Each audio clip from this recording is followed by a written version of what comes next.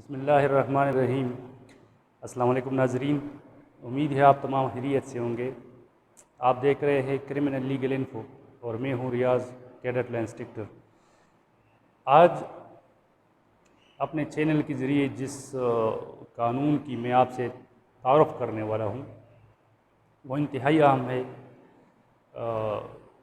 मंशियात से रिलेटेड कानून है, चूँकि मंशियात एक लानत है और इससे हमारी जो न्यू जनरेशन है वो बहुत मुतासिर हो चुकी है और हो रही है। तो इसी बेस पर इस कानून के इम्पोर्टेंस बहुत ज़्यादा है। तो आज हम यहाँ पर आपके सामने वजाहत करेंगे ख्वाब और मादों पर निगरानी का एक्ट 1997 का कानून है, 1997 का कानून नंबर 25 है। इस कानून की बेसिक जो हिस्ट्री है वो कुछ यूँ है कि ये कानून पूरे पाकिस्तान के लिए बना है, मतलब पूरे पाकिस्तान पर इसकी इम्प्लीमेंटेशन है। ये काफ़ी वक्त तक इसकी इम्प्लीमेंटेशन होती रही। फिर जैसे ही नशे मंशियात की दौड़ में एक नया नशा वो शामिल हुआ जिसको आइस के नाम से पुकारा जाता है। तो ये जो ही ये आइस मंजरेआम पर आया तो इस कानून में उसकी कोई तसरीह, कोई वजाहत नहीं थी। लिहाजा इस ज़रूरत के पेश नज़र खैबर पख्तूनख्वा की गवर्नमेंट ने फिर अलहदा से एक कानून वो बनाया जिसको खैबर पख्तूनख्वा ख्वाब और मादों पर निगरानी का एक्ट 2017 में उन्होंने बनाया, प्रोसेस स्टार्ट किया। उस कानून की जो बेसिक उसमें बात है तो उसमें आइस की डिफिनीशन डाली गई है एम्फेटामाइन डिफिनीशन में, और फिर उसके लिए एक स्पेसिफिक सेक्शन वहाँ पर मुकर्रर किया गया है एफआईआर के लिए जो दफ़ा 11 है। और उसमें फिर कैटेगरी वाइज आइस को डिवाइड किया गया है कि अगर 100 ग्राम तक हो तो उसमें इतना, फिर उसके ख़िलाफ़ इतनी सज़ा होगी और ये सेक्शन लगेगा 11A सीने से KPK का जो है। इसी तरह अगर 100 से ज़्यादा है तो फिर 11B 11C, तो उसके लिए दफ़ा 11 वहाँ पर स्पेसिफिक डाला गया है। चूँकि सिलेबस में भी यही कानून पढ़ाया जाता है, ख्वाब और मादों पर निगरानी का एक्ट 1997। और दूसरी बात, पाकिस्तान में भी इसकी इम्प्लीमेंटेशन दीगर जगहों पर, दीगर सूबों में है। लिहाजा इसको पढ़ने की यहाँ पर मैंने ज़रूरत महसूस की। तो इसके बाद इंशाअल्लाह फिर जो KPK का मंशियात से रिलेटेड नया जो कानून है तो वो भी डिस्कस करेंगे। तो ये इसकी बेसिक हिस्ट्री थी। अब आते हैं इसकी जो डिफिनीशंस है दफ़ा 2 में, तो वो स्टार्ट करते हैं। इसकी जो डिफिनीशंस है ये बहुत ज़्यादा ही अहम है, बहुत अहमियत के हामिल है। इसमें 3 पौधों का ज़िक्र है और 3 पौधों से हासिल होने वाली जो चीज़ें हैं, डेरिवेटिव्स है, उनका ज़िक्र है। तो ये बहुत ही गौर से, तवज्जो से सुनना ये आपको चाहिए ताकि आपके जहन में ये डिफिनीशंस वो बैठ जाए।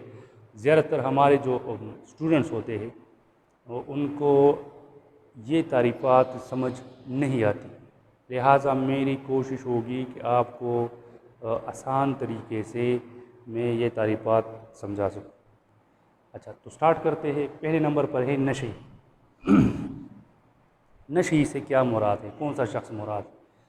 नशे से ऐसा शख्स मुराद है जो जिस्मानी तौर पर या ज़हनी तौर पर किसी भी ख्वाब आवर दवा, ठीक है, किसी भी ख्वाब आवर दवा या बेहिस कर देने वाला मादा इस्तेमाल करता हो। कोई भी ऐसा शख्स जो जिस्मानी तौर पर या ज़हनी तौर पर नशावर दवा या बेहिस कर देने वाला मादा, ठीक है, वो इस्तेमाल करता हो या उसके इस्तेमाल होने का आदी हो चुका हो। 2 चीज़ें यहाँ पर जिक्र हुई हैं, ठीक है, डिफिनीशन में। या तो वो ख्वाब आवर जितनी भी मेडिसिन है अगर कोई भी शख्स उसका आदी हो चुका है मेडिसिन का, तो ये भी नशी कहलाएगा।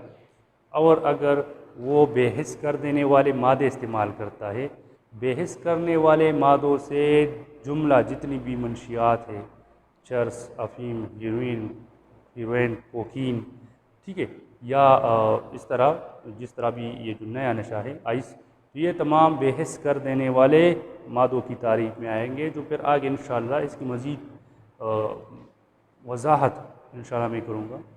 तो जो भी शख्स ऐसी मंशियात से रिलेटेड अद्वियात मेडिसिन इस्तेमाल करता है, ठीक है, और या बेहिस करने वाला मादा इस्तेमाल करता है जिस्मानी तौर पर, मतलब उसको मुंह के ज़रिए, ठीक है, खाकर या इंजेक्ट करके, और जहनी तौर पर जिस तरह धुएँ की शक्ल में ये जो चरस वग़ैरह है वो लोग नशी लोग वो इसको इस्तेमाल करते हैं, तो ये जिस्मानी और जहनी उसकी वो अलहदा सी डिफिनीशन है। तो इसको नशे कहते हैं ऐसे शख्स, ठीक है।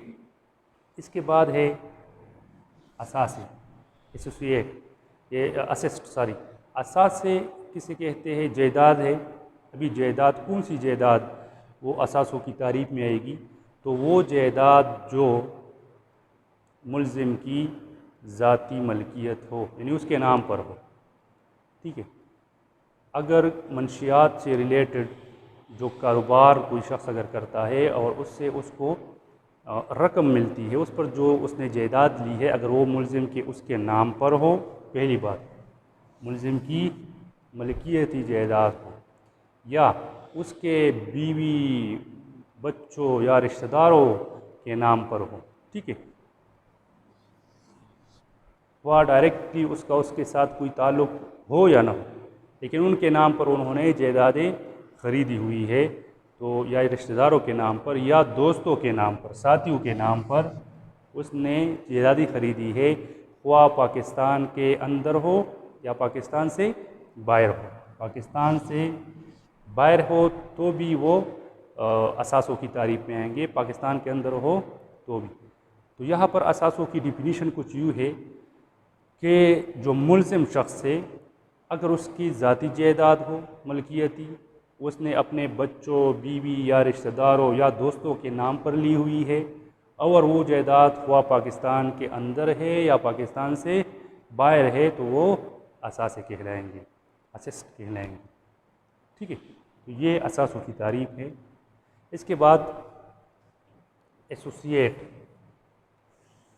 एसोसिएट शराकतदार, ताल्लुक़ होना, ठीक है, कि मुल्ज़िम का किन अशख़ास के साथ ताल्लुक़ होगा या किन अशख़ास का मुल्ज़िम के साथ उसको एसोसिएट कहा जा सकता है, या किन अशख़ास को मुल्ज़िम के मुकदमे में इंटरोगेट किया जा सकता है, क्योंकि वो यहाँ पर उसके साथ एसोसिएट की तारीफ में आएंगे। वो कौन से अशख़ास होंगे? पहले नंबर पर ऐसा शख्स जो मुल्ज़िम के रिहायशी मकानात में, क्वार्टर्स में रिहाइश पजीर हो, तो वो एसोसिएट होगा मुल्ज़िम से, और उसको किसी भी इस तरह के रिलेटेड केस में मुल्ज़िम की उसमें इंटरोगेट किया जा सकता है। तो जो मुलाजिम है वहाँ पर उसके घर में, जो वहाँ पर क्वार्टर वगैरह में रिहाइश पजीर है, तो ऐसा शख्स मुल्ज़िम के साथ एसोसिएट कहलाएगा और उसको इंटरोगेट किया जा सकता है। अच्छा, इसके बाद ऐसा शख्स जो मुल्ज़िम के हिसाब किताब को मेंटेन रखने वाला हो, ठीक है, मुल्ज़िम की जो कारोबार है उसके हिसाब किताब का वो रिकॉर्ड रखता है, ऐसा शख्स, तो वो भी मुल्ज़िम का एसोसिएट कहलाएगा और उसको भी मंशियात के केसेस में इंटरोगेट किया जा सकता है। अच्छा, इसके बाद है अगर कोई फ़र्म है, कोई प्राइवेट लिमिटेड कंपनी है, और कोई भी शख्स जो मुल्ज़िम की है, दीगर कोई शख्स उसमें मेंबर है, ठीक है, उस फर्म में, उस प्राइवेट कंपनी में, या शराकतदार है, उसमें शरीक है, या वहाँ का डायरेक्टर है, वहाँ का चलाने वाला है, ठीक है। तो ये तीन अशख़ास, अगर मुल्ज़िम की बनी हुई फ़र्म है या उसकी कोई प्राइवेट कंपनी है और इसमें कोई शख्स उसके साथ बहैसियत मेंबर काम कर रहा है, या उसके साथ उसमें बाकायदा शेयर होल्डर है, शराकतदार है, या वहाँ का चलाने वाला है, तो ये तीनों मुल्ज़िम के साथ एसोसिएट कहलाएंगे और तीनों को मंशियात के केस में इंटारोगेट किया जा सकता है। अच्छा, अब मुलजिम ने कोई ट्रस्ट बनाई हुई है, ट्रस्ट, ठीक है, और उस ट्रस्ट में कोई ट्रस्टी है उसके साथ, तो वो भी मुलजिम का एसोसिएट होगा और उसको किसी भी मंशियात से रिलेटेड मुकदमे में उस मुलजिम के साथ अगर उसका ताल्लुक़ है तो उसको इंटारोगेट किया जा सकता है। अच्छा, इसके बाद है कि अगर दौरान ट्रायल अदालत मुतमईन हो जाए कि मुलजिम की कोई जायदाद किसी दूसरे शख्स के पास है, ठीक है, सबूतों की बिना पर, तो ऐसे शख्स को भी इंटारोगेट किया जाएगा और वो भी मुलजिम का एसोसिएट कहलाएगा, ठीक है। तो ये अशख़ास ये मुलजिम के एसोसिएट होंगे और इसको मंशियात के केसेस में इंटारोगेट किया जा सकता है। कौन कौन से अशख़ास? मुलाजिम जो वहाँ मुलजिम के क्वार्टर वगैरह में रहाइश पजीर हो, मुलजिम का रिकॉर्ड रखने वाला, हिसाब किताब रखने वाला, मुलजिम ने अगर कोई फर्म कंपनी बनाई हुई है तो उसका मेंबर, शराकतदार या उसका डायरेक्टर, मैनेजर, चलाने वाला। इस तरह अगर मुलजिम की कोई ट्रस्ट है तो वहाँ का कोई भी, हर कोई ट्रस्टी जो वहाँ पर काम करते हैं वो मुलजिम के एसोसिएट होंगे। इसी तरह कंपनी में भी हर मेंबर वो उसको इंटारोगेट किया जा सकता है। इस तरह अगर अदालत को दौरान ट्रायल मालूम हो जाए कि मुलजिम की कोई जायदाद किसी दूसरे शख्स के पास है तो वो भी मुलजिम का एसोसिएट कहलाएगा। अच्छा, इसके बाद है कैनाबिस प्लांट। कैनाबिस प्लांट ये चरस के पौधे को कहते हैं जिसको हम आम ज़बान में बंग कहते हैं, ठीक है, जिससे चरस की पैदावार वो हासिल की जाती है, इकट्ठी की जाती है, तो इसको कैनाबिस हेम्प सारी कैनाबिस हेम्प जो अज्जा उससे तैयार की जाती है, अलहदा की जाती है और इस पौधे को प्लांट, कैनाबिस प्लांट के नाम से पुकारा जाता है। अच्छा, इसके बाद है एक और पौधा कोका बुश। जिस तरह मैंने आपको बताया कि इसमें 3 पौधों का जिक्र है, तो एक तो हो गया बंग, ठीक है, बंग, कैनाबिस हेम्प, दूसरा है कोका बुश और तीसरा है पोस्त, अफ्यून। ये 3 पौधे, इनसे हासिल होने वाली अज्जा की यहाँ पर बात होगी। पूरे कानून में ये 3 पौधे आपको मिलेंगे, तो इस पर बात होगी। अभी कोका बुश ये पौधा है, ठीक है, श्रब, जड़ी नुमा पौधा है, ठीक है, और ये जो है जो बायोलॉजी में जो पौधों के बारे में शाख है उनको अच्छी तरह पता है कि जो मेडिकल लैंग्वेज है उसमें हर एक चीज़ की दर्जाबंदी की गई है। परिंदों की अलहदा से दर्जाबंदी है और इस तरह जो जानवर हैं उनकी अलहदा से दर्जाबंदी है, पौधों की अलहदा से दर्जाबंदी है। तो यहाँ पर इनकी दर्जाबंदी की गई है। यहाँ पर जो बेसिक ग्रुप है एरिथ्रोजाइलाइस, ये इसका बेसिक ग्रुप है और इसमें फिर बहुत से पौधों के ग्रुप बने हुए हैं। तो उसमें एक ग्रुप है जिसको एरिथ्रोजाइलान के नाम से पुकारा जाता है।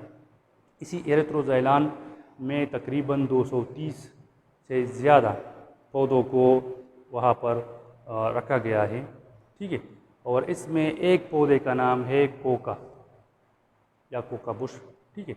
ये जड़ी नुमा पौधा होता है और ये आम तौर पर जनूबी अमेरिका में इसकी बड़े पैमाने पर काश्त की जाती है। वहाँ के जो लोकल लोग हैं तो वो इसको चाय में खुश्क पत्ते वगैरह डालकर उबाल कर इसको नशे की गारज के लिए पीते हैं, जिस तरह कावा लोग इस्तेमाल करते हैं यहाँ पर। तो वहाँ पर वो इसको नशे के लिए वो इस्तेमाल करते हैं चाय में उबलते हुए पानी में। और इसके अलावा इसकी इस्तेमाल जो बड़ी है वो जो सेक्स की और टैबलेट्स है, तो इसमें भी कोका जो है वो बहुत ज़्यादा इस्तेमाल किया जाता है। तो इसी वजह से इसको भी ममनू करार दिया गया है, ठीक है, या इसकी जो पैदावार है, जो डेरिवेटिव्स है, तो उसको भी ममनू करार दिया गया है। ये आज की चंद तारीफ़ात थी जो काफ़ी अहमियत के हामिल हैं। इंशाल्लाह इसके बाद जो मेन इसकी जिस पर हम डिस्कस करेंगे कोका, अफ्यून और कैनाबिस प्लांट, बंग, तो इसकी डिफिनीशन और इससे पैदा होने वाली डेरिवेटिव्स वो अगली वीडियो में मैं आपको साथ इंशाल्लाह वो तफसीलन डिस्कस करूँगा। और मुझे उम्मीद है आपको बहुत आसानी के साथ वो समझ आ जाएगी। कोका बुश के बारे में जिस तरह मैंने आपको समझाया है, उम्मीद है आप इस पर समझ गए हो कि ये इसकी पौधों की जो दर्जाबंदी की गई है, उसका जो मेन ग्रुप है एरिथ्रोजाइलाइस, तो उसके फिर सब ग्रुप है छोटे छोटे, उसमें फिर एक और ग्रुप है जिसको एरिथ्रोजाइलान कहते हैं। इसी एरिथ्रोजाइलान ग्रुप में 230 से ज़्यादा प्लस ये पौधे इसमें शामिल है। उसमें एक पौधे का नाम है कोका बुश, ठीक है, जिसकी पैदावार ज़्यादातर काश्त वो जनूबी अमेरिका में की जाती है। और मकासद भी मैंने आपको बता दिए कि ये खुश्क किस तरह भी इस्तेमाल की जाते हैं और टैबलेट्स में भी इसको इस्तेमाल किया जाता है। उम्मीद है आपको आज के लेक्चर से नशे, असासे, एसोसिएट, कैनाबिस प्लांट और कोका बुश समझ आ गई होगी। फिर भी अगर किसी को समझ नहीं आई है तो वो कमेंट बॉक्स में अपना सवाल कर सकते हैं। अगली वीडियो में इंशाल्लाह मज़ीद कुछ इस कानून से रिलेटेड जो बेसिक डिफिनीशंस है वो मैं आपको समझाने की कोशिश करूँगा। उस वक्त तक के लिए मुझे इजाज़त दीजिए। अपना बहुत ख्याल रखिए और मुझे भी अपनी दुआओं में याद रखिए। अल्लाह हाफ़िज़।